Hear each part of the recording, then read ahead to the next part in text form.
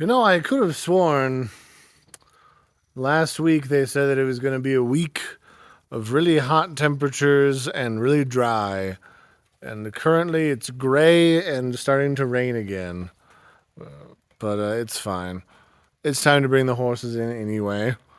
Starting to bring them in a little bit earlier because one of the things that happens when you have this much lush, fresh green grass and horses that are eating for 12 hours a day is they get fat.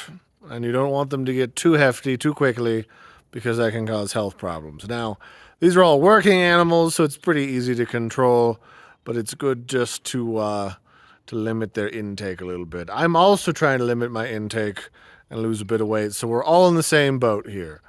The boat is ranger shaped. All right, we're gonna come over here and let the wild beasts loose because I have a feeling they're gonna dart into the round pen on me. Mr. Dazo's got some fresh bird poop on him, which tends to mean that the birds like to perch on his back and eat the flies off him and then zip down and eat the flies that gather around their poop. Some of the other horses do too. Ferone does here in the middle. All right, gentlemen, are you ready to go in?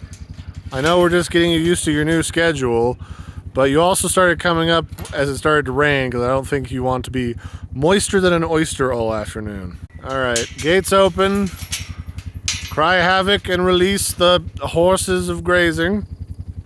Doesn't sound as fancy as the one where release the hounds of war, but it does have a certain je ne sais quoi to it. Yeah, then they walk 10 feet in the round pen and start eating again, as is tradition. You know, gentlemen, you have dinner waiting for you in the barn. Like, I'm not gonna stiff you on your evening meal payment or anything. No? They're not even paying attention to me at all. They're just like, whatever.